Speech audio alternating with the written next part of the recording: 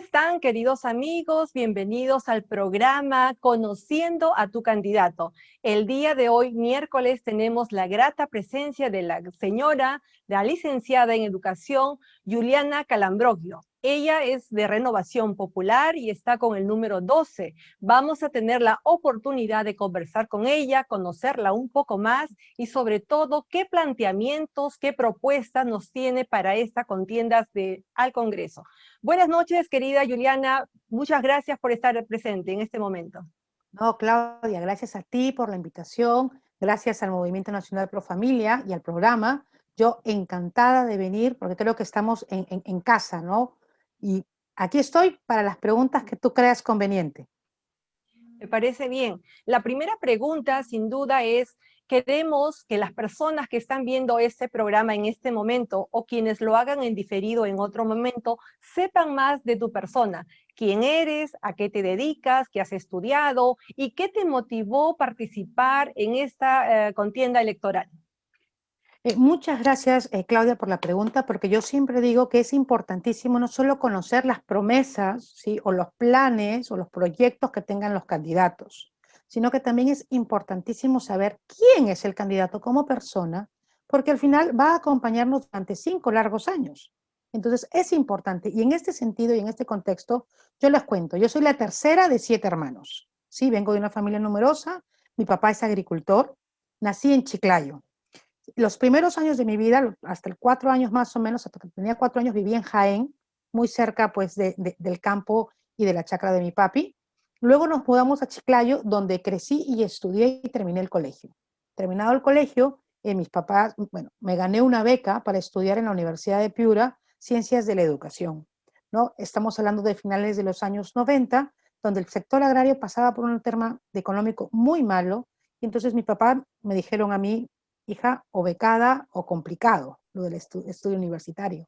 Entonces me gané una beca y fui a estudiar a la Universidad de Piura Ciencias de la Educación, ¿no? Estudié allí, soy licenciada, me gradué de bachiller en UDEP, en la Universidad de Piura, luego hice mi licenciamiento en la Universidad César Vallejo y luego además he hecho una maestría por la Universidad de Navarra, ¿sí? Soy máster en matrimonio y familia por la Universidad de Navarra. Tengo además 2 diplomaturas internacionales, una por la Universidad de Navarra sobre mujer y los aportes en la historia reciente, y otra sobre educación sexual integral por la Universidad Austral. Entonces, estos digamos que son mis títulos académicos, que son muy valiosos, que son muy importantes. He trabajado siempre en torno al tema educativo. Hoy por hoy soy docente universitaria en la Universidad San Martín de Porres. Pero lo que yo creo que es más importante en mi vida y más trascendente es que estoy casada hace 17 años y que soy mamá de 9 niños. Y es decir, me casé estando en 8º ciclo de carrera, antes de terminar la carrera ya tenía un hijo, conseguí mi bachillerato con el segundo, me licencié con el tercero, ¿sí? Empecé la maestría con el quinto, terminé la maestría embarazada de la sexta, con la séptima hice uno de mis diplomados y con la octava hice el otro diplomado. Todo esto sin cuotas ni enfoques, ¿sí? Sino como tiene que ser, ¿no? Por un apoyo incondicional de mi esposo, que estoy segura que no hubiera llegado a donde estoy, sino porque él es mi columna y mi sostén, y por el empuje de mi familia. Porque para mí, mi familia es mi compromiso, mi familia es mi motor y mi familia es mi refugio. Y en función a esta familia que tengo, es que he luchado durante los últimos años, ¿no? Desde el 2017 en adelante, por la inclusión contra el Estado para que no se incluya la ideología de género. Yo fui una de las demandantes y nos enfrentamos al Estado, que fueron unas aplanadoras, he ido a varios platós, he debatido muchísimo. ¿Por qué? Porque este enfoque de género que es ideológico, ¿sí? Fue metido en el currículum sin la consulta de los padres. ¿En detrimento de quién? De la educación de nuestros hijos. Y para mí esto es lo más importante, ¿sabes? La familia, mi familia y tu familia. O sea, si algo quiero hacer desde el Congreso es ayudar con políticas sociales reales que impacten a la familia. Ya iremos conversando más adelante de cuáles son mis propuestas. Entonces, pero eso es lo que a mí me motiva a entrar en política. Me motiva el compromiso con mi familia, el compromiso con los millones de padres de familia que nos acompañaron en esta gran y ardua lucha contra la ideología de género, que si bien es cierto perdimos en el ámbito judicial, sin embargo ganamos en el ámbito nacional. porque reaccionamos como país sobre la nefasta ideología de género y como padres estamos cada vez más pendientes de la educación de nuestros hijos. Y entonces, en este contexto, es que en el que decido, ¿no? Me invita Rafael López Aliaga, nuestro presidente, a formar parte de esta renovación, ¿sí? De esa renovación popular, de esta nueva forma de hacer política. Me gustó muchísimo el proyecto, acepté, y aquí estoy, queriendo ser la congresista de las familias del Perú, ¿no? Con el número 12. Muy bien, realmente es admirable y te felicito doblemente porque eres madre de 9 hijos y no es fácil. Sin embargo, has sabido salir adelante, has estudiado, tienes diplomaturas, estás trabajando. Eres un bonito ejemplo, no solo como familia, porque has mencionado muy bien y de buena manera a tu esposo como columna vertebral, como ese compañero idóneo, ¿no? Para que te apoye, te aliente a seguir adelante, a seguir superando. Y es un bonito ejemplo también para muchas mujeres que a veces piensan que por el hecho de ser madres ya no pueden avanzar o que pareciera que se les trunca el futuro, y tú eres un vivo reflejo que eso no es cierto. O sea, cuando uno quiere salir adelante, sale, y qué mejor que el esposo también sea un apoyo para ese propósito.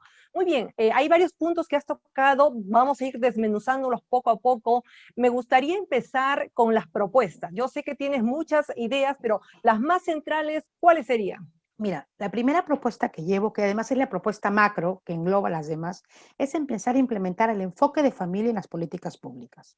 La política nacional no considera a la familia como un organismo dinámico y vivo, que es además quien sostiene e impulsa la sociedad. Por lo tanto, no está acogiendo al núcleo familiar. Se protege al niño, se protege al adolescente, se protege a la mujer vulnerable, a la mujer embarazada, al anciano, pero no se entiende que todos ellos están dentro de un núcleo familiar. No hay una política con enfoque de familia. Yo creo que es importante introducir este nuevo enfoque en las políticas públicas para garantizar que haya un impacto real en las familias. Entonces, por eso te decía que esta es la propuesta macro. Respecto a este enfoque de familia, yo tengo tres concreciones muy importantes. Una en el tema educación, otra en el tema empresa y otra en el tema protección social y familias. En el tema educación, llevo como primer proyecto de ley el proyecto que garantice el mecanismo de participación de los padres de familia en la política pública educativa. Es decir, que nos pregunten a los papás qué queremos para nuestros hijos y cómo queremos que sea esa política educativa, para que no nos vuelvan a meter ni ideología de género, ni terrorismo, ni links porno, ni nada inadecuado en la educación de nuestros hijos. Somos los primeros educadores, los primeros responsables. Lo dice la Constitución, lo dicen los tratados internacionales y lo dice la Ley General de Educación. Pero sin embargo, el Ministerio de Educación no quiere implementar este mecanismo de participación.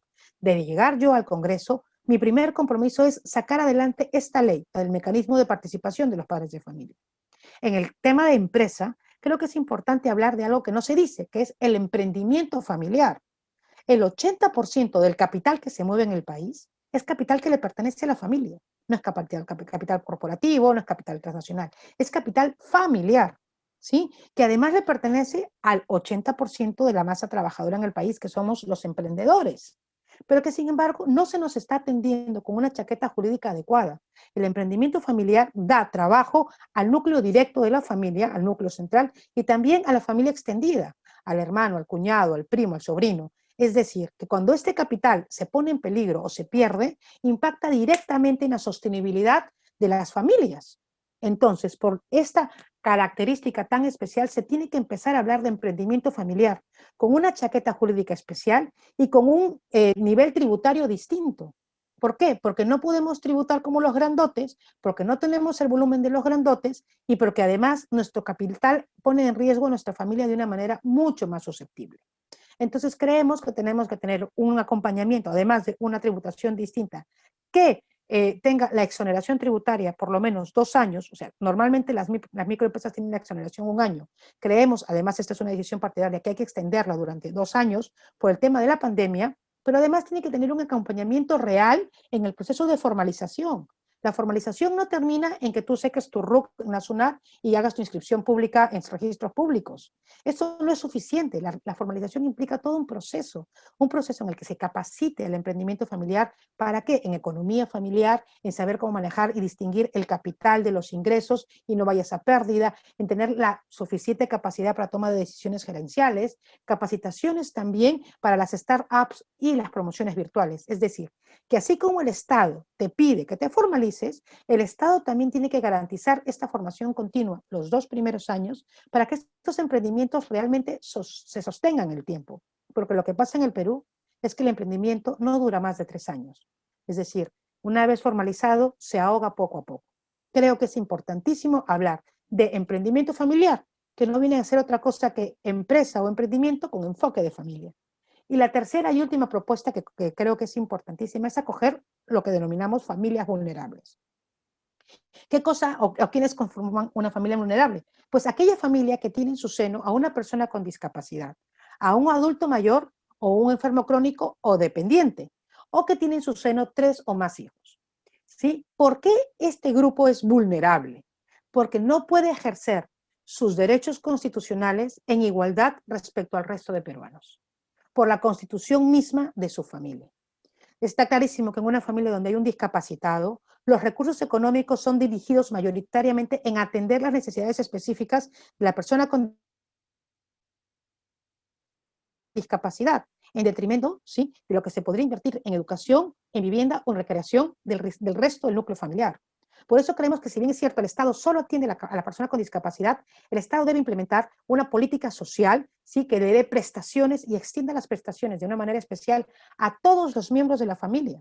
Porque esta persona con discapacidad no va a sus terapias solo, va acompañado de su mamá o de su papá o de un hermano. Y sin embargo ese núcleo familiar no tiene los descuentos en transportes, siendo, ¿sí?, una unidad económica y que todos se ven perjudicados. Cuando van al cine o a un establecimiento de esparcimiento, solamente la persona con discapacidad tiene un descuento.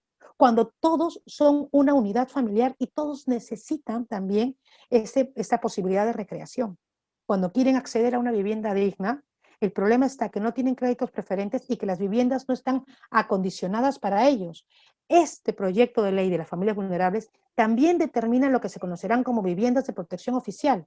Viviendas desde los planos, sí, hechas y pensadas por las familias con discapacitados, para las familias que tienen un adulto mayor, o viviendas más grandes para aquellas familias que tienen más de 3 hijos y no vivan hacinamiento.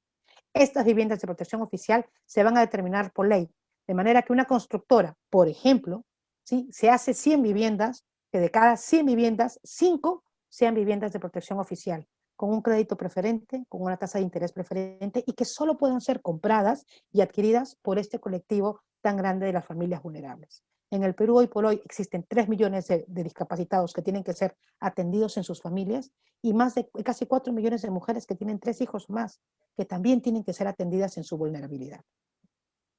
Muy bien, bastante interesante. Las propuestas realmente son muy valiosas en estos momentos.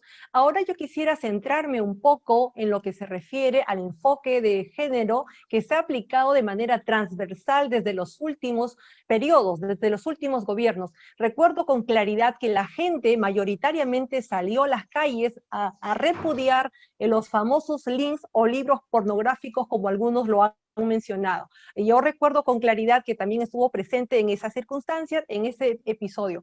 ¿Qué nos podría decir respecto? ¿Usted cree que de repente hubo a nivel de Corte Suprema alguna injerencia de tipo política o de tipo ideológica de parte del Poder Judicial? ¿Cuál es su opinión? Mira, lo que pasa es que dentro del Poder Judicial campea una asociación que son JUSDEM, que son jueces formados con enfoque de género por estas ONGs, ¿sí?, que tienen capital, que tienen dinero extranjero, ¿sí?, y que, bueno, pues capacitan a los jueces. Y esto en detrimento de una capacitación real, ¿sí?, con enfoque de familia o una participación, sí, basada más bien en el derecho y en la ciencia y no en ideologías. Yo no me atrevería a decir más allá si hubo una injerencia estatal. Lo que yo sí creo, o de algún poder de facto por detrás, lo que yo sí creo es que el Poder Judicial tiene claras falencias y que si además está ideologizado y que además cuando fue y se atendió el caso particular del enfoque de género, tuvieron que llamar, creo que a 3 o 4 jueces dirimentes, de los cuales 3 pertenecían a la asociación JUSDEM. Entonces no nos garantizaba realmente la imparcialidad de la sentencia. Lamentablemente ya es cosa juzgada, pero sin embargo sí se puede revertir a través de la implementación del enfoque de familia y el cambio del enfoque de género, como también lo planteamos desde Renovación Popular, que este enfoque de género, que oficialmente nos han dicho que es un enfoque para potenciar la igualdad de oportunidades entre mujer y varón, pues que se llame así, enfoque de igualdad de oportunidades entre mujer y varón, ¿sí? Y de complementariedad, de manera que no sea permeable a ninguna ideología foránea. Una consulta, de llegar al Congreso, ¿tendrías esa, digamos, compromiso o te comprometerías a liderar una gestión, una ley, de repente haciendo alianzas con otros o formando un frente, ¿no? Con otros congresistas, de repente de otras bancadas políticas, para aplicar el enfoque de familia que el Perú Claro que sí. necesita? Claro que sí, Claudia. El enfoque de familia además es parte del plan de gobierno y la política pública que queremos implementar. O sea, no solamente vamos a garantizar desde la bancada de Renovación Popular en el Congreso, sino que además va a impulsárselo también desde el Ejecutivo. El Ejecutivo tiene que volarse de un plumazo el tema del enfoque de género que está anclado y amparado en el Ministerio de la Mujer e Inclusión Social. O sea, eso hay que volárselo, ¿sí? Eso lo vamos a conseguir eventualmente si nos siguen apoyando como nos están apoyando millones de peruanos a esta ola celeste llevando a Rafael de presidente. Y va a ser mucho más fácil si nuestra bancada en el Congreso es una bancada mayoritaria con mucha representación. Es importante que tengamos una bancada porque eso articula el trabajo ejecutivo legislativo.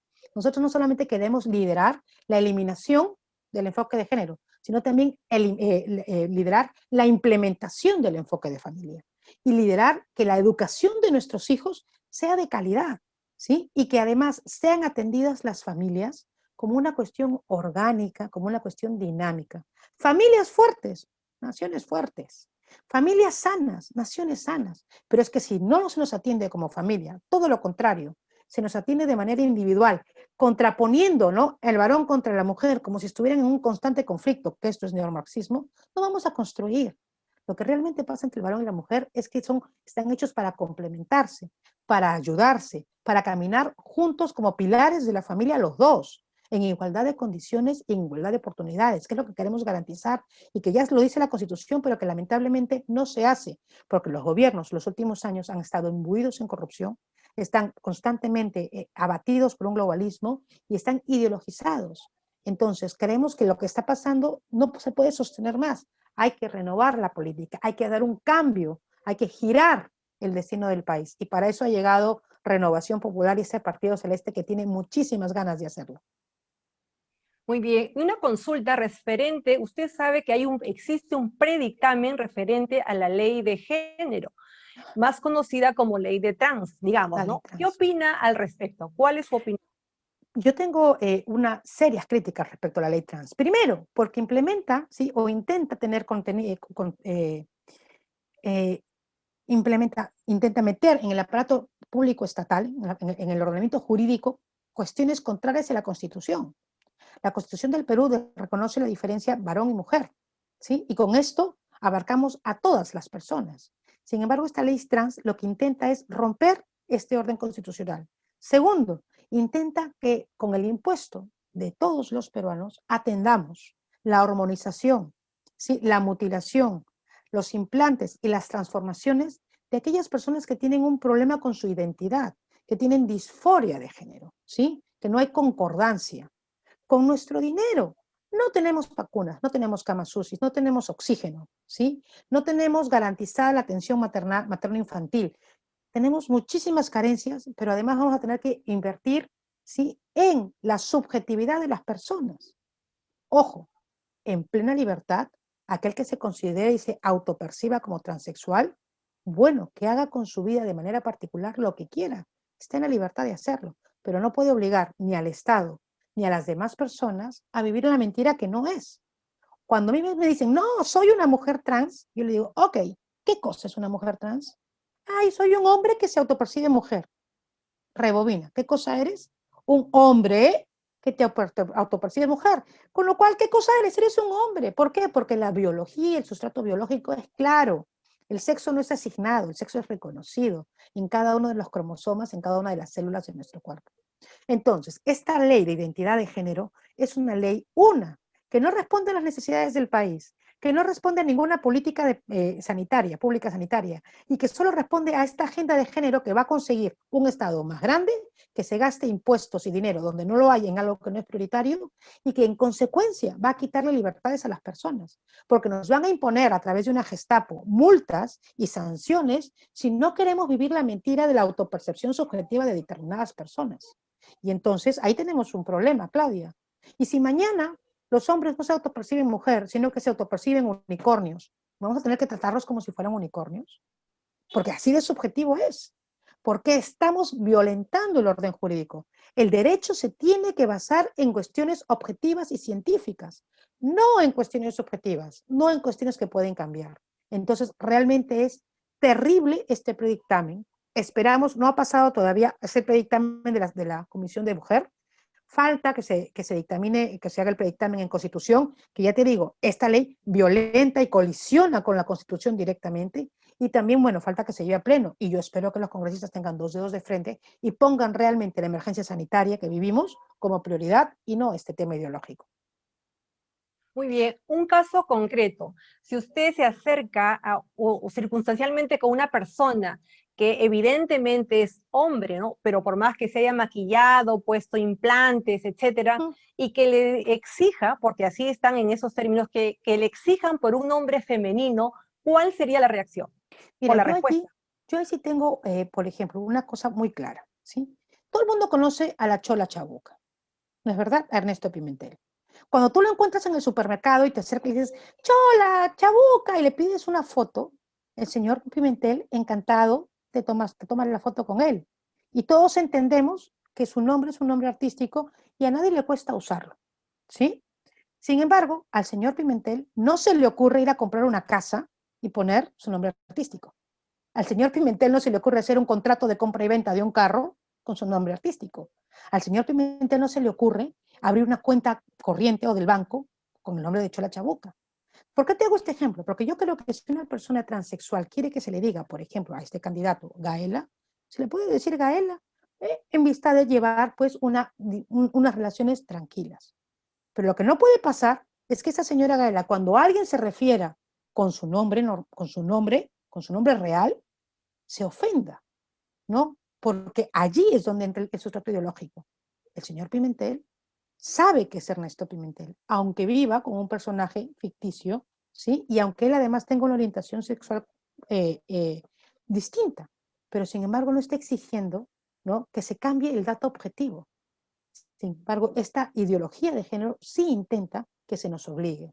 Yo no tengo problemas en decirles por el nombre artístico y llevar la fiesta en paz, pero si en el supuesto caso me dirigiera a él o a esa persona con su nombre de pila, no podrían bajo ningún punto imputarme nada, porque sigo estando y diciendo la verdad, que es el nombre con el que ha nacido y está reconocida dicha persona.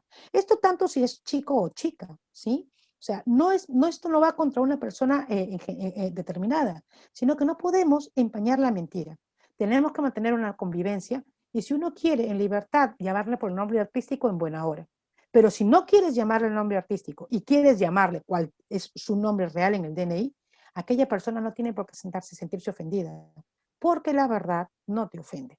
La verdad se tiene que respetar.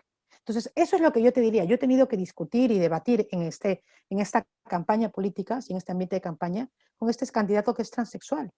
Yo, por una deferencia y respeto a su dignidad, no me he referido jamás a él con el pronombre femenino, ¿no?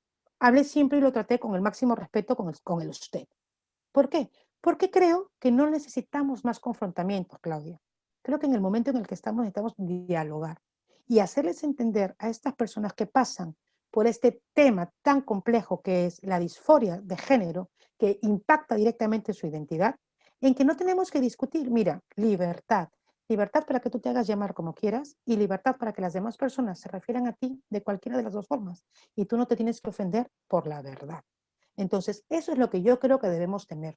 Respetar a la verdad, respetar a las personas, no buscar un confrontamiento donde no lo hay. Ojo, yo me opongo totalmente al cambio, porque claro, lo que ellos quieren es cambiar el DNI y cambiar el sexo en el DNI. Yo aquí, si me permites 30 segundos, te voy a contar una historia, ¿sí? Que yo viví en España.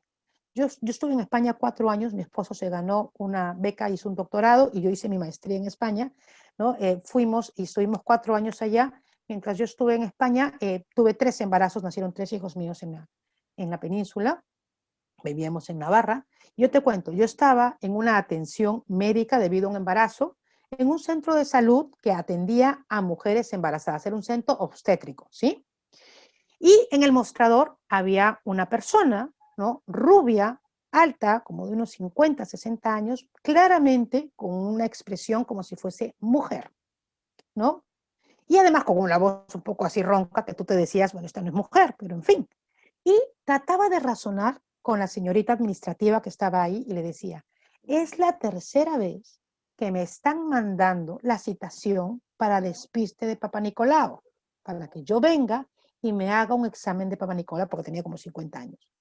Yo no tengo útero, no me puedes hacer ningún despiste. Y entonces la administrativa le decía a esta persona, pero el problema es que el sistema me figura y me arroja que usted es mujer. ¿Por qué? Porque en España ya se ha cambiado la identidad, ya esta ley está vigente. Entonces, claro, el sistema sanitario en España le decía a esta persona que era mujer que tenía que ir al ginecólogo. Y esta persona iba al ginecólogo y decía, oye, ¿para qué me vas a ir al ginecólogo si yo no tengo nada que me tiene que ver? ¿No? Y este desorden jurídico que genera, uno, gasto, gasto en la administración pública de tiempo, de papeleo y de no sé qué. Dos, incomodidad, porque a nadie le gusta que le estén refregando que sí que tiene, que sí no que tiene. Entonces, ¿y esto por qué se ha generado? Por este desorden jurídico, por hacer una ley con sustrato ideológico, con sustrato ideológico.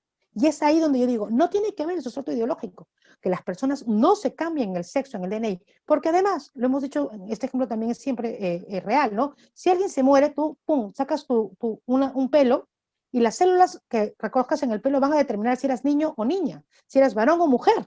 ¿Sí? Más allá de si estabas vestida con una falda y una peluca o un pantalón y unas botas. ¿No? Eso es lo que yo respondería, Claudia. Muy bien, realmente hay muchos temas para conversar, el tiempo se nos está cortando, pero quisiera una pregunta que considero pertinente para que lo aclare o no, dependiendo de la respuesta, es la siguiente. Ha habido todo un tema, toda una disputa, una controversia referente a las declaraciones de la vicepresidenta.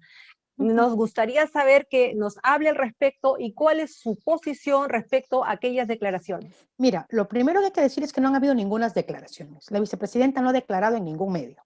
Lo que ha sido es sacar un extracto, sacarlo de contexto, ¿sí? Porque eran simplemente unas charlas, unas de formación eclesiástica dadas en una iglesia, si no me equivoco, en un templo, en el marco de la Humane Vitae, que es una encíclica católica, ¿no? Una santa encíclica doctrinal. Esas son unas declaraciones, y la otra era dada a unas madres de familia, ¿sí? Es decir, con un contexto distinto, nada político, sino un contexto totalmente distinto, y se han extraído estos fragmentos sin contextualizarlos, sin escuchar el antes ni el después, y se han emitido en distintos medios de comunicación como si se fuese, no sé, pues escrito en piedra, ¿sí? Es verdad, la vicepresidenta se ha manifestado el día de ayer, ¿sí? De manera oficial, ha pedido disculpas públicas porque cree que las metáforas usadas no han sido las mejores y si han podido ofender a alguien, ¿no? Ella ha pedido disculpas públicas. Además, ha aclarado que no son declaraciones, que las han descontextualizado por un ataque político que uno lo ve en el entorno de esta campaña. No sé por qué resulta que Renovación Popular todo el mundo la ataca. Bueno, sí sabemos por qué. Sabemos que estamos punteros, sabemos que somos los que más crecemos y sabemos que somos la opción que el peruano, que el pueblo, que millones de familias están teniendo y acogiendo por un mensaje claro de parte del señor Rafael López Aliaga, nuestro presidente, y sobre las medidas que queremos implementar desde nuestro plan de gobierno. La señora Nelly Mendoza, vicepresidenta, ha declarado claramente que ella se allana al pedido del presidente y a las investigaciones partidarias que se están dando en la Comisión de Ética. Y en esa función yo no tengo nada más que declarar, más que esperar lo que diga mi partido. Pero cuando uno está en un partido político, entiende que se tiene que jugar con estas reglas democráticas partidarias. Lamento muchísimo el ataque indiscriminado e innecesario ante una mujer que es excelente profesional, ¿sí? Que han sido sacadas de contexto. Uno escucha sus declaraciones del día de ayer y ella no solo pide disculpas, sino dice, yo soy madre y soy profesional y creo que las mujeres se tienen que desarrollar en los dos ámbitos. Y esa es además la posición del partido. Fíjate, Claudia, nuestro partido tiene como medida en plan del gobierno el crédito preferente para la mujer emprendedora, algo que no tiene ningún otro plan de gobierno, porque creemos que es indispensable promover el trabajo de la mujer y que la mujer tenga esa independencia económica que ayude a aportar dentro de su casa. Sí, esa independencia económica que además le va a permitir no tener una dependencia económica respecto a algún posible maltrato. Es decir, queremos desde Renovación Popular que las mujeres ejerzan su libertad y su desarrollo en plenitud. Si quieren ser solo madre, bravo. Millones de madres en el Perú, millones de mujeres no han tenido acceso a la educación y son madres, y son unas madres corajes dignas que merecen el máximo respeto. Si no quieren ejercer la maternidad y solo desarrollarse en el ámbito profesional, pues que también lo hagan, y bravo por ellas. Y si hay madres como yo que quieren conciliar y tener una familia y trabajar, y también somos millones de madres, pues también realizamos una labor dignificante que apoya y aporta muchísimo a la sociedad en la que vivimos. Esa es la postura de Renovación Popular. Permitirle brindarle a las mujeres del Perú, a todas las mujeres peruanas, las oportunidades para que se desarrollen de la mejor manera y en libertad. Eso es lo que yo te tendría que decir respecto a esta controversia que se ha generado dentro del partido. Muy bien, ahora solamente 2 minutos finales porque ya estamos volando con el tiempo, luego tenemos a otra ponente también, a otra candidata. Las preguntas serían así, una respuesta bastante puntual. ¿Qué opina respecto del aborto y qué opinas respecto a la eutanasia? Renovación Popular es el único partido que se ha declarado desde el primer día 100% pro vida. Vamos a defender la vida desde la concepción hasta la muerte natural. La labor del Estado no es asesinar ni a concebidos en el vientre materno, ni a personas que estén enfermas o que simplemente pareciera que no tienen solución. La función del Estado es preservar la vida, ayudar a esas mujeres que están embarazadas en situación de vulnerabilidad, acoger a esas niñas que han sido violentadas, salvar la vida de las dos víctimas, la niña y la del concebido, y además garantizar los cuidados paliativos y el acompañamiento psicológico para un enfermo en caso terminal y su familia, que puedan darle dignidad y una vida en paz y tranquila hasta que llegue el momento de la muerte. No podemos obligar a ningún personal sanitario a asesinar a ninguna persona, a ningún peruano. Muy bien, Juliana. ¿Algunas palabras finales, por favor? Claro que sí, Claudia. Yo agradezco muchísimo la invitación, sí, del Movimiento Nacional Pro Familia y este espacio. Solo me quiero despedir diciendo que soy Juliana Calambroyo. Llevo como propuesta macro e implementar el enfoque de familia, y además llevo el tema de la participación de los padres de familia para la política pública educativa, que es una deuda con millones de padres que salimos a luchar contra la ideología de género. Llevo conmigo el tema de los emprendimientos familiares para que el capital de tu familia esté siempre protegido y puedas crecer. Y llevo el tema de las familias vulnerables, porque es importantísimo empezar a atender a quienes realmente son vulnerables y quien realmente necesita estas prestaciones estatales, ¿no? Soy Juliana Calambroyo, soy la candidata que baila por las familias del Perú, porque entiendo que mi familia es mi compromiso y también es tu compromiso, que mi familia es mi motor y también es tu motor, que mi familia es mi refugio y también es el tuyo, y por eso hay que protegerlo y ayudarlo. Así que este 11 de abril te invito a marcar las 3 R's de Renovación Popular, ¿sí? Y escribir el número 12, como los meses del año que está aquí arriba, el número 12, por Lima Metropolitana, y puedas de verdad ayudarme a hacer, ¿no? Y ejercer este compromiso con las familias de todos los peruanos. Muchas gracias, Claudia. Muchísimas gracias, Juliana, por esta entrevista. Ya saben ustedes, queridos amigos, ya la han escuchado, las propuestas, lo que opina, el proyecto macro. Ya queden ustedes discernir el voto. Lógicamente, cada quien tomará la elección que estime pertinente. Esta es una plataforma, una vitrina que muestra a todos los diferentes candidatos a manifestarse, a darse a conocer, y es importante que el voto siempre sea un voto informado. Muchísimas gracias y quedamos agradecidos con Juliana Calambroyo, que ella está con el número 12 del partido Renovación Popular. Muchísimas gracias, queridos amigos, y continuamos en la siguiente secuencia con nuestra segunda candidata. Muchísimas gracias. Gracias, Claudia. Érase una vez un candidato al Congreso que se presentó como pro familia. Nosotros en el Congreso diremos: no vamos a aceptar la droga, porque la droga mata a la familia, y lo más importante es la familia, y hay que cultivar a la familia. No al aborto, sí a la vida. Esa es la primera propuesta que tenemos para ustedes. No se puede aceptar ese matrimonio entre personas del mismo sexo, porque eso comenzaría a destruir la familia. Siendo católico, los admiro. Créanme que yo creo en la igualdad, porque creo que todos tenemos los mismos derechos.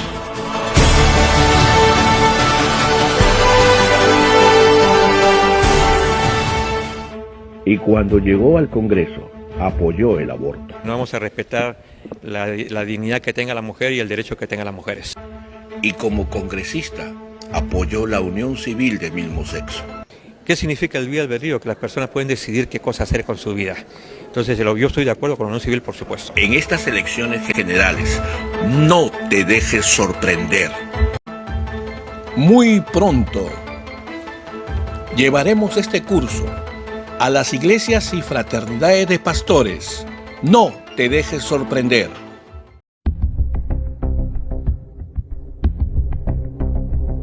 El idioma español contempla solo dos géneros, femenino y masculino. Sin embargo, el lenguaje inclusivo nos quiere imponer el uso de un tercer género que no existe y no está permitido por la Real Academia de la Lengua Española. Solo existe peruanos para referirse en un mismo auditorio a hombres y mujeres. No es peruanos, peruanas y todes, todos y todes.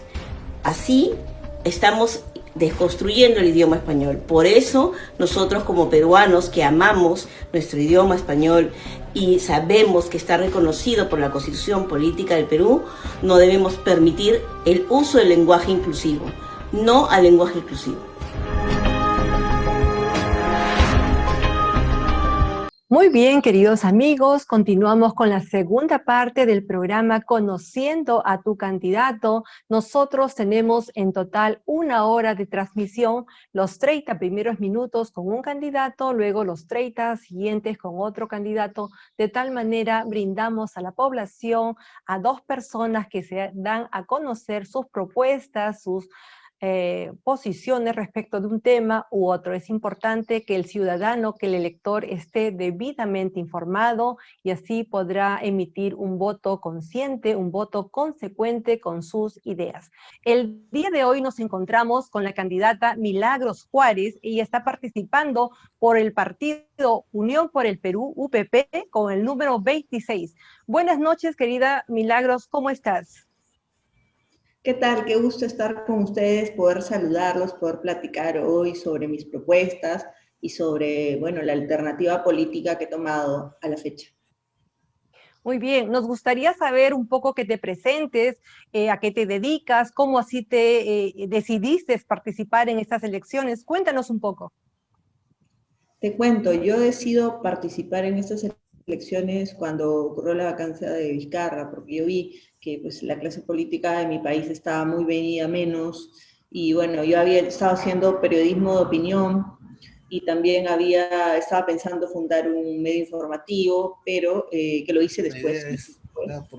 Pero bueno, finalmente yo me dije, es hora de tomar motores bajos, acción, ya no se van a llevar más alto, de entrar al ruedo, porque obviamente, pues, estando espectadora no se podía hacer mucho, y era seguir quejándome tras una pantalla o tras un escritorio, o entrar al ruedo. Yo decidí entrar al ruedo entonces.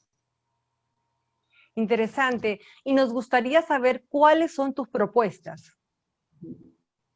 Sí, es un gusto, te las voy a comentar. La primera es deportación ya, porque mucho me la piden, la verdad.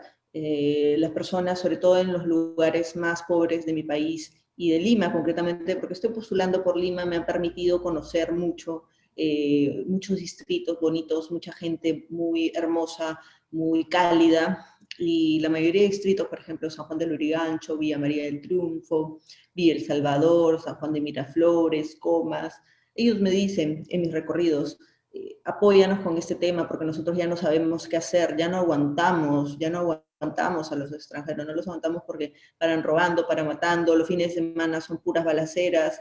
Antes ya teníamos pues cierto grado de delincuencia por los nacionales y ahora se habrá triplicado, cuando menos, porque incluso hay grescas entre bandas, peruanos y de extranjeros, ¿no?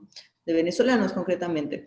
Y el punto es que ellos ya no aguantan esto, ¿no? Ya no soportan. Además, también ha significado un golpe en su situación laboral, porque ahora hay más competencia, y es una competencia pues injusta, ¿no? Porque tú tienes que competir con los locales, no con extranjeros, ¿no? Y nuestro país ya fue solidario mucho tiempo, muchos años que han pasado con esta inmigración descontrolada, pero ahora ya no se puede seguir teniendo concesiones de este tipo. Mi propuesta consiste en que todo extranjero, independientemente de su nacionalidad, cuyo permiso temporal de permanencia esté por vencer, en el momento que ese permiso se venza, si esa persona para ese momento no puede probar, no puede justificar que ya consiguió un empleo formal, o sea, no puede presentar un contrato de trabajo, bueno, esa persona se tendrá que ir y no se le tendría que renovar el permiso temporal de permanencia.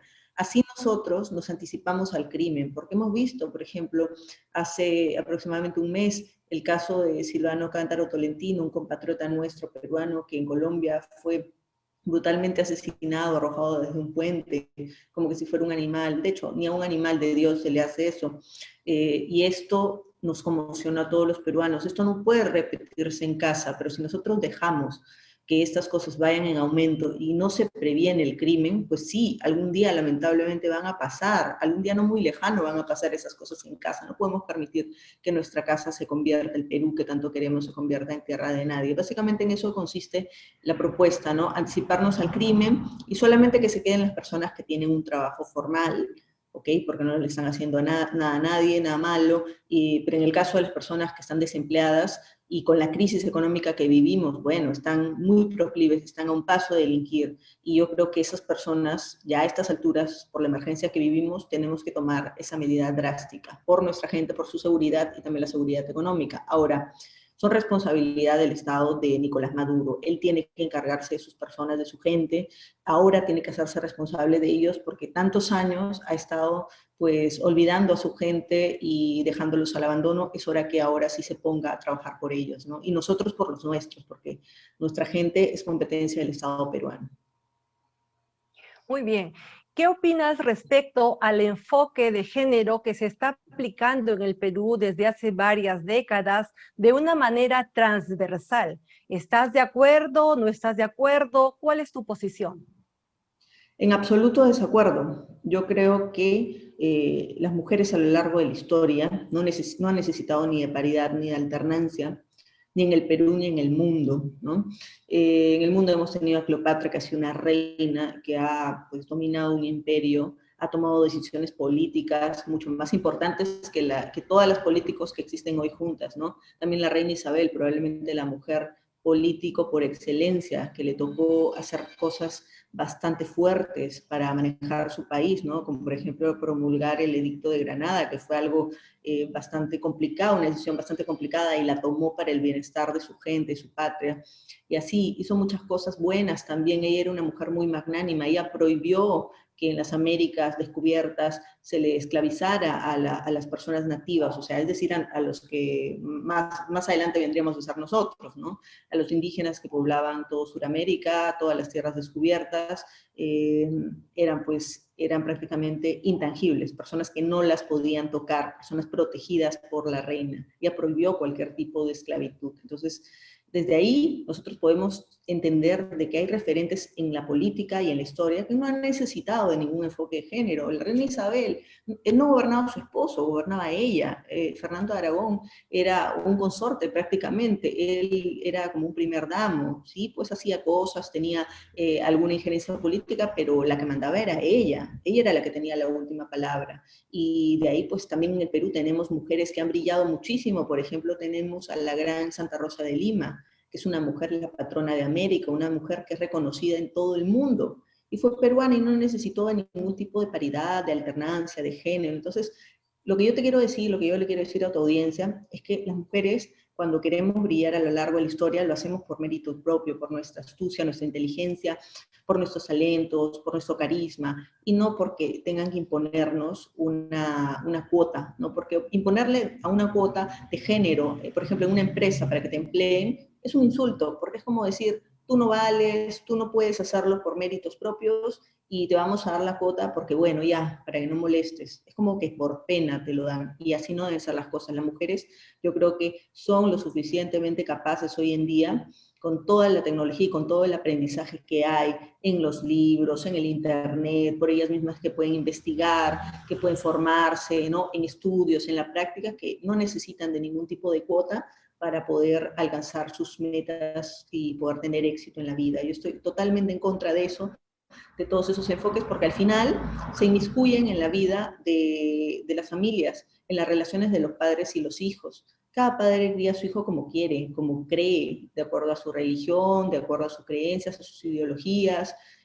Cada padre lo hace, cada padre tiene esa facultad, la patria potestad sobre sus hijos. Y yo creo que el obligar, por ejemplo, en una currícula escolar a meter este tipo de cosas alienantes que no son del Perú, son neomarxistas, es simplemente hacerles un daño a las criaturas y desunir a las familias, porque ahí también aparecen problemas entre la familia. Entonces, yo creo que lo mejor es que se respete a las familias, que se respete el credo, la ideología de cada familia, de cada padre, y ellos sabrán criar bien a sus hijos. Lo que se puede hacer desde el Estado es fomentar la unión en la familia, los valores, el acercamiento, para que ellos puedan tomar las mejores decisiones de acuerdo a sus criterios.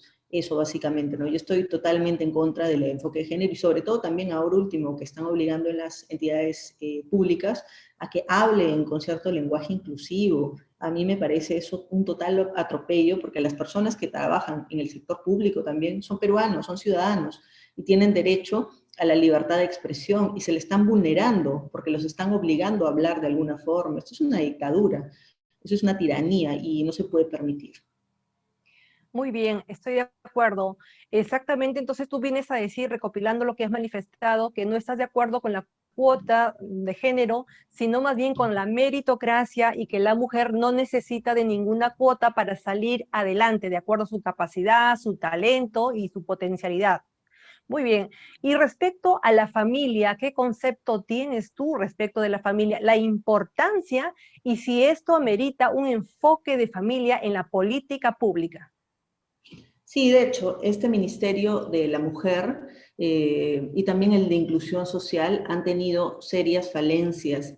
De hecho, en el plan de gobierno de Unión por el Perú hay una cosa bastante interesante, y es crear el Ministerio de Familia.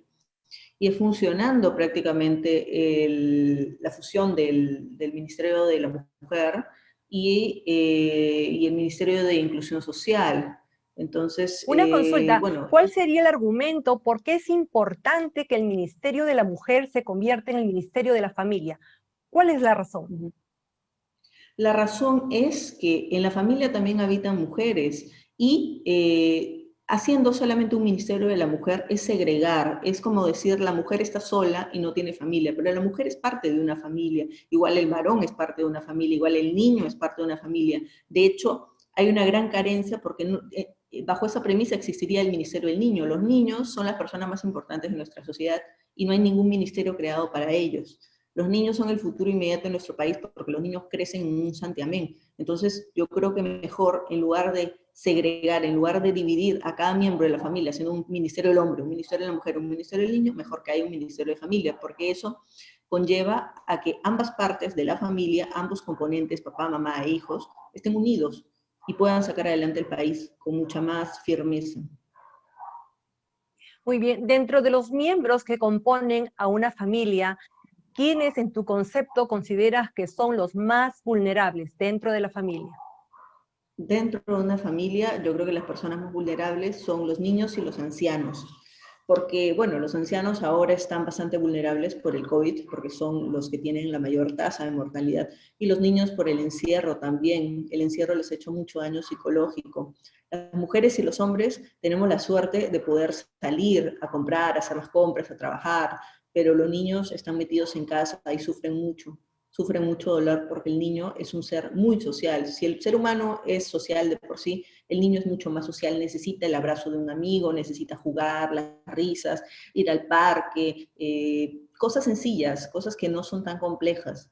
Y ahora yo creo que sus libertades están siendo severamente recortadas. Yo creo que ellos se merecen tomarles la importancia, se merecen que ahora les pongan atención, y mi compromiso es con ellos, mi compromiso es con los niños, con las mujeres embarazadas también, con los ancianos, con las personas discapacitadas, con todo aquel que ahorita sufre, con todo aquel que se está llevando la peor parte, digamos, de la torta en todo esto, todo aquel que la pandemia le ha chocado más. Por ejemplo, los hermanos taxistas también, ellos ahorita están en una situación bastante compleja, por eso me piden a mí que yo abogue por ellos, que si yo llego al Congreso, las multas abusivas que existen sean eliminadas, porque sí, en efecto hay multas abusivas. De eso ya te comentaré más tarde, ¿no? Y así sucesivamente, las personas con discapacidad también me han buscado, yo feliz de acogerlos, también los jóvenes otaku, porque muchos han sido discriminados, han sido buleados, y yo sé lo que eso significa. Yo sé que eso está muy mal y yo creo que si son jóvenes sanos, que no se drogan,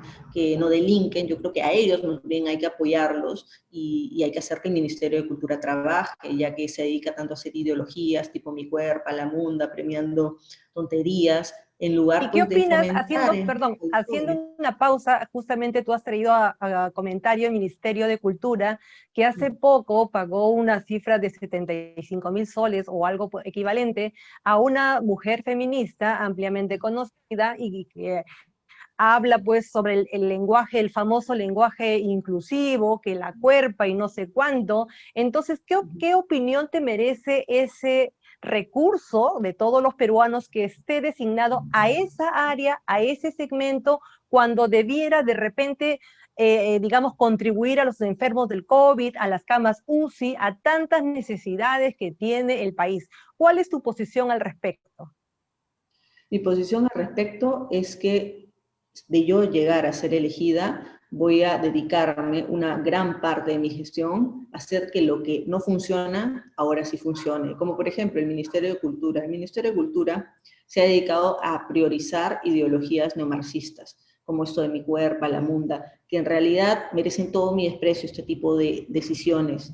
De hecho, en ese concurso postuló una persona que presentaba un proyecto a favor, en cierta medida, de las personas con discapacidad, y fue rechazado, y en lugar de ese proyecto que sí valía la pena y que sí vale un Perú, se lo dieron a esta mujer, pues que es una persona que simplemente se dedica a hacer apología a este tipo de ideologías neomarxistas, gramscianas. Entonces, yo creo que eso es lo que hay que corregir. La inclusión real es la inclusión a las verdaderas poblaciones vulnerables. ¿Quiénes son las poblaciones vulnerables en mi país? Las mujeres embarazadas, porque cargan un niño en su vientre y están proclives a cualquier cosa. Si se caen, por ejemplo, tienen una mala caída, el niño puede morir y ellas también están muy delicadas en una condición de que hay que protegerlas. Los ancianos también son personas vulnerables y las personas con discapacidad también lo son. Y los niños, por supuesto, porque hemos visto cantidad de violaciones, de insanías con ellos, y justamente por eso es que yo tengo varias propuestas en torno a los niños. Entonces, eso es lo que hay que preocuparnos nosotros. Ahora, respecto al Ministerio de Cultura concretamente, volviendo a ese tema, el Ministerio de Cultura, como vemos, se dedica a dilapidar nuestros impuestos, nuestros ingresos en ese tipo de tonterías. En cambio, por otro lado, por ejemplo, la ciudadela de Caral, que es la primera civilización de América, que tendría que tenernos a todos los peruanos orgullosos, que debería ser de enseñanza obligatoria en la escuela, para que los chicos lo conozcan. Nosotros en Lima estamos a un paso de Caral, y todos los niños de todas las escuelas deberían conocerla, que es un orgullo ser la primera civilización de América. También tienen las albúferas que están cerquísimas, es un lugar paradisiaco, para que los niños conozcan, para que los niños tengan un momento pues, que se perdure de por vida. Y esa ciudadela de Caral, que es pues un orgullo peruano, en la pandemia ha sido dejada de lado, ha sido olvidada. ¿Y qué ha pasado? La han vandalizado, han entrado invasiones, personas en la zona que aparentemente debería ser protegida, y ha sido vandalizada, completamente vandalizada, y han llegado invasiones. ¿Y qué ha hecho el Ministerio de Cultura? No, premiar a La Munda, premiar a Mi Cuerpo. Entonces, esto es sumamente repudiable, esto que está sucediendo. Nosotros tenemos que corregir lo que anda mal, y justamente el Ministerio de Cultura fue creado para proteger todos nuestros patrimonios culturales. ¿Qué ha pasado con la Reserva del Manu? También ha sido igual que Caral, ha sido abandonada. Entonces, no están trabajando, no están funcionando para lo que fueron creados, sino para tonterías, para ideologías marxistas. Entonces, si personas como yo llegan al Parlamento, van a corregir lo que está mal, van a poner las cosas en su lugar. Muy bien, una consulta. De ser elegida congresista, la pregunta es, ¿estarías dispuesta a liderar algún frente pro familia? ¿Tendrías esa capacidad de unirte con otros congresistas pro familias de otras bancadas políticas? Claro que sí, si encuentro personas que son pro familia de verdad, son patriotas de verdad, que no entran en medias tintas, que no pues coquetean con el progresismo y que se dicen ser pro familia, porque así he visto varios, lamentablemente, yo por supuesto, yo encantada de la vida, yo feliz.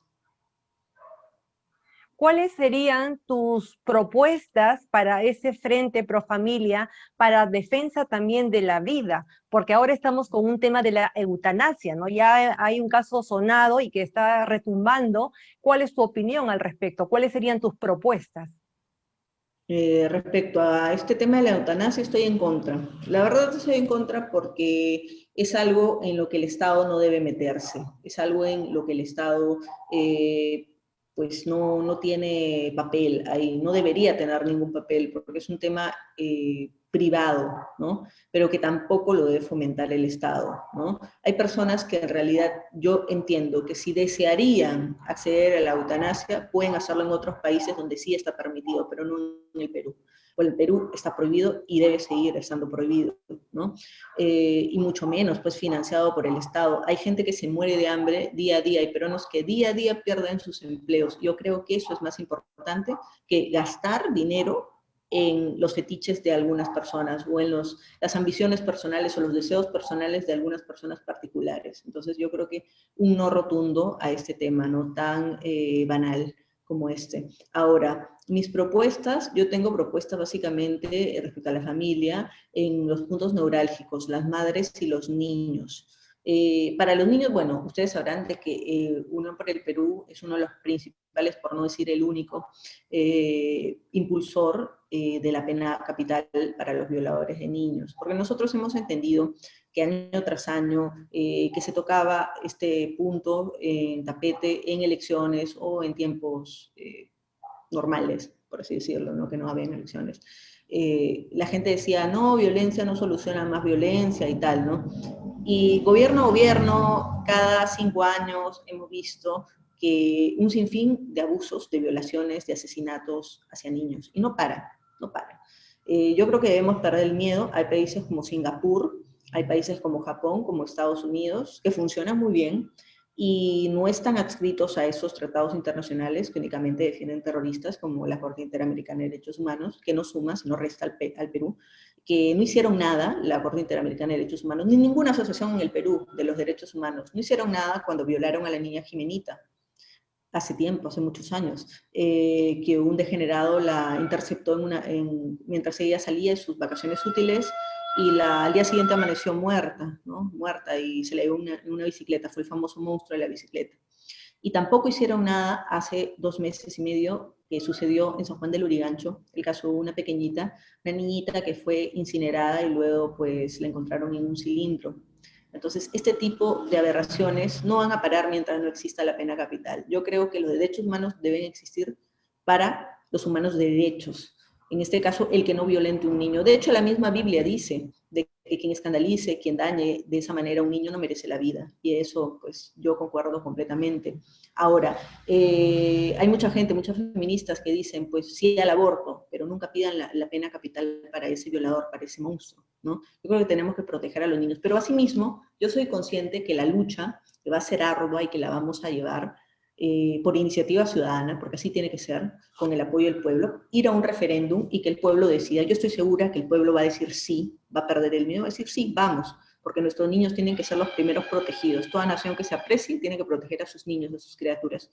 Pero sé que es una lucha extensa, larga. Entonces, para eso yo tengo madres ronderas. ¿Y qué significa? Traer las rondas campesinas del campo a la ciudad, para que así nuestros niños puedan gozar de seguridad, puedan volver a salir a jugar a las calles, lógicamente cuando esta pandemia esté controlada, porque ahora no lo está, y puedan tener una vida plena, así como yo la tuve cuando era niña. Los niños no vivíamos con miedo de que un violador nos iba a llevar. Este caso de violaciones, de los monstruos, es un caso extraordinario, eran insólitos. Lo cubría la prensa mucho porque eran insólitos, pero ahora es el pan de cada día. Año a año matan niños, matan niñas, matan mujeres embarazadas, ancianos. Entonces, la pena capital yo creo que ya es hora de que esté en el Perú. También se ha visto hace poco el caso de una red de trata de niñas en Tacna, en la frontera con Chile. Entonces, incluso habrían policías, algunos malos policías involucrados en esto, en este acto tan abominable, y han encontrado niñas enterradas, muchachas menores de edad, en pozos. Entonces, esto es algo que nosotros pues nos horroriza, pero ya no solamente tenemos que horrorizarnos, tenemos que tomar acción, tenemos que proteger a las criaturas, a nuestros hijos. Y bueno, para esto también yo tengo a Madres Ronderas, porque ¿qué vamos a hacer mientras llega la pena de muerte? Traer las rondas campesinas del campo a la ciudad, o sea, no las mismas rondas campesinas, porque ellos están allá, sino que replicar ese mismo modelo en Lima, perder el miedo, entender que en la sierra de nuestro Perú funciona perfectamente y nadie se mete con un niño, la piensan muy bien porque saben que la ronda campesina actúa y saben perfectamente lo que la ronda campesina les hace si se meten con las criaturas. Entonces, generar este mismo respeto que le tienen en la sierra de nuestro país a los niños, porque acá al niño se le respeta, se le tiene que respetar. ¿Y qué mejor mujer para proteger a un niño que la misma madre? Las madres, en los mismos comités, ya tienen rondas urbanas, pero no pueden portar armas. Yo no digo que sean pues armas de un calibre pues inmenso, ¿no? Tienen que ser armas de bajo calibre, pero que sí puedan cumplir con la defensa de esa mujer y de ese niño, ¿no? Porque si una mujer encuentra a un delincuente prontuariado en un pampón que quiere violar a una criatura, puede ser su hijo, puede ser el hijo de la vecina, pero es el niño de su mismo barrio que ella está patrullando, y ve que está con un arma y que lo está por violar o lo está violando, esa mujer, ¿qué puede hacer? Ese hombre la puede matar si ella intenta meterse. Pero en cambio, si esa mujer tiene el arma, tiene el entrenamiento, puede proceder y puede evitar esa muerte de ese niño, porque la mayoría de violaciones acaban con asesinato. Entonces tiene que estar de igual a igual, no puede ella estar en desventaja con el monstruo que puede interceptar. Entonces, básicamente lo que vamos a hacer es darles el marco legal para que las mujeres ronderas, las mujeres designadas por sus comités puedan acceder al porte responsable de armas, lógicamente con el entrenamiento y los exámenes psicológicos de rigor. Una consulta, ya que estás hablando de los niños y efectivamente son los más vulnerables y están expuestos constantemente a los peligros de la calle, de un violador, un acosador, o tantos peligros que están sucediendo y lo vemos a diario, en la vida misma o por los medios de comunicación. ¿Qué opinas tú respecto a lo que se está debatiendo, la ley de trans, o también están queriendo inducir, por ejemplo, que los niños y adolescentes, menores de edad todos ellos, se puedan tener derecho a mutilar sus genitales? ¿Cuál es tu posición respecto de ello? Que totalmente en contra, eso es una abominación absoluta. Un niño tiene que ser niño, un adulto es un adulto. Un adulto que tiene disforias puede hacer lo que quiere en otros países, aquí no. Pero aún así es un adulto. Un adulto puede decidir, puede equivocarse, puede acertar en la vida, pero una criatura es la persona que más tenemos que proteger. Y pretender que un niño se mutile, pretender que un niño no se acepte como Dios lo trajo, o como en general, si no eres creyente, la biología lo trajo, es pues buscar el deterioro de la sociedad, es buscar que la sociedad poco a poco, sobre todo atacando lo más importante, que es la familia y los niños, se desmorone. Entonces, yo creo que estas son intenciones bastante perversas, pero no vienen de acá del Perú. La gente tiene que entender, tiene que ser muy consciente y muy firme a la hora que le toque hablar de esto en un debate, porque todas las familias siempre discuten acerca de algunos temas. Entonces, tienen que saber que todas estas ideologías de género, de las leyes trans, de estos proyectos, vienen de afuera, no son de Perú, vienen con financiaciones internacionales, y ya ni siquiera ellos lo ocultan, ya no los ocultan. Ellos saben, ellos lo ponen ahí, ¿no? Abiertamente, que son financiados por ONGs y tal, ¿no? Son grupos de poder, simplemente lo ven como un negocio, pero en el medio de este tipo de negocios está la familia. Yo creo que, ok, pon tu negocio, pero pon tu negocio de otra cosa.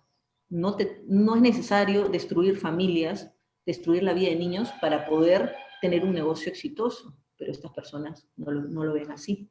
Entonces, yo estoy en total desacuerdo, en absoluto desacuerdo, porque creo que la familia tiene que protegerse y tiene que, sobre todo, alimentarse con valores. Así es, recuperar los valores es muy importante y ello nace de casa, nace de la familia. De allí la importancia de fortalecer y proteger siempre a la familia. Muy bien, querida Milagros, el tiempo se ha pasado rapidísimo. Algunas palabras finales, por favor. La audiencia te está escuchando. Este programa va a salir no solamente en Lima, en muchos sectores también a nivel nacional. Es una bonita oportunidad para que tú te dirijas principalmente a tus electores, ya que tú estás postulando para Lima Metropolitana con el partido UPP, el número 26. Por favor, tus palabras finales.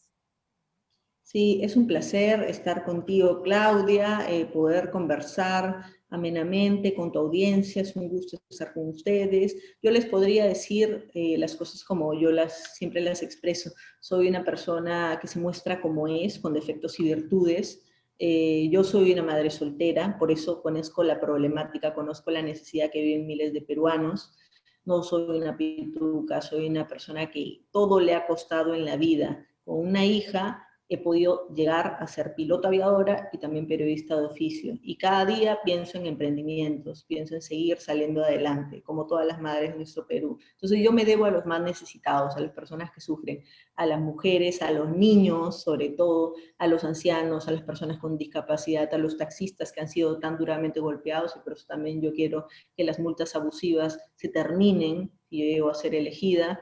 También a los jóvenes, que muchas veces se les hace bullying, a los jóvenes otaku en especial, que me han apoyado tanto, y ese cariño yo lo voy a valorar toda la vida. Por eso quiero que el manga, el anime, el cosplay sea reconocido como una actividad cultural, pues para que el Ministerio de Cultura se ponga a trabajar y más bien fomente contenido positivo mediante las caricaturas para los jóvenes y para los niños, que ellos necesitan ahora que se les tome en cuenta. Entonces, yo siempre me voy a ver a los más necesitados. Soy una mujer, una patriota convencida, y este 11 de abril los invito con mucho entusiasmo a marcar la B y escribir 26 por un Perú con cambios radicales, no a medias.